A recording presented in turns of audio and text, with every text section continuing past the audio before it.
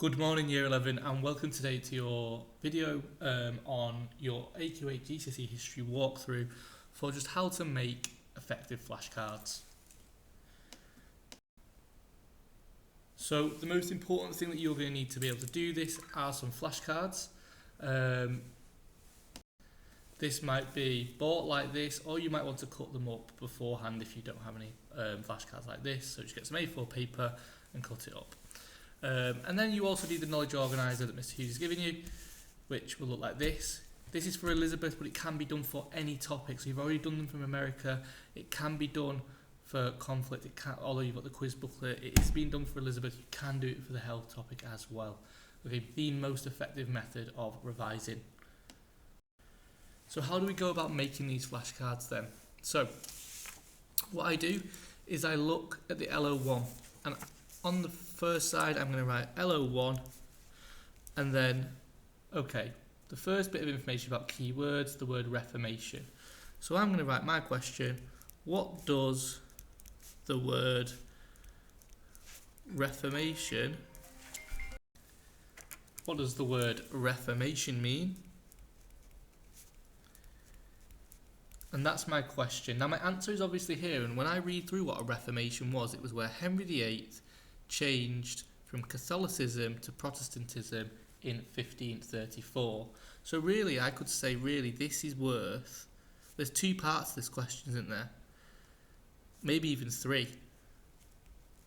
Because Henry VIII changing from Catholicism, okay, what did he change to? To Protestantism, and it was in 1534.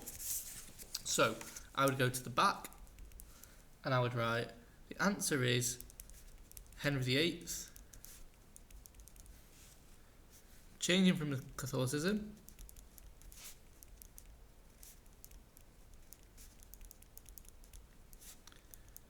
to Protestantism in 1534. So once I've done the first question, I am going to move on to the second question, which will be about succession crisis. So again, I'm just going to write that it's LO1, and what does succession crisis mean? Question mark. And again, two groups who believe different people should be the next monarch. That could probably just be, 1 mark, so I know it's two groups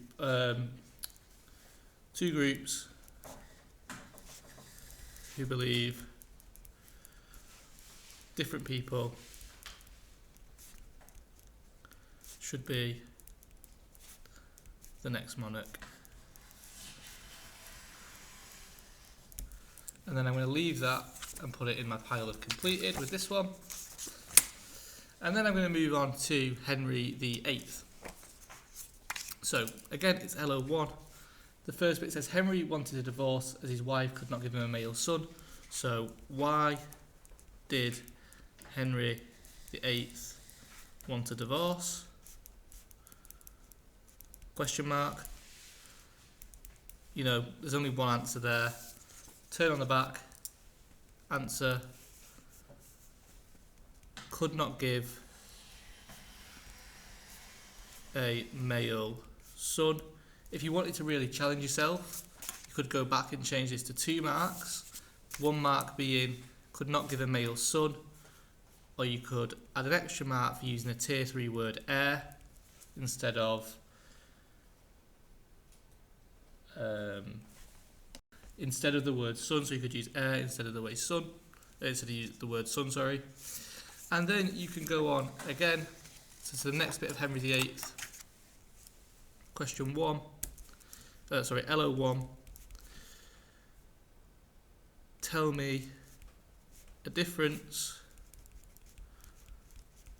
between Catholics and Protestants. And then 1 mark. And the answer to that: Catholics ban divorce,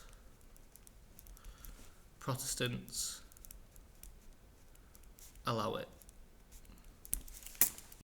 Now, what I have noticed with your flashcards, or some of your flashcards, is you are trying to put in minimum effort to complete them. And I'm going to show you an example of this.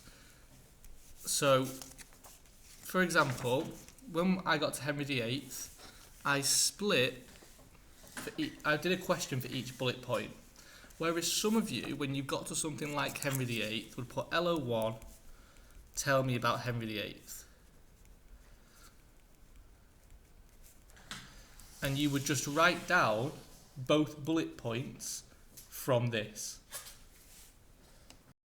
This is not as effective as these because it makes you focus on a little bit of knowledge at a time and helps you remember specific knowledge rather than just get you to focus on the overall picture. Because if you could tell me anything about Henry VIII, but what I want you to focus on are these two things. So it's about making questions for the bullet points, not just the overall heading. So this is useless compared to these. And then what you would do is you would make flashcards for the rest of these bullet points. And then that is you done and dusted for that learning objective.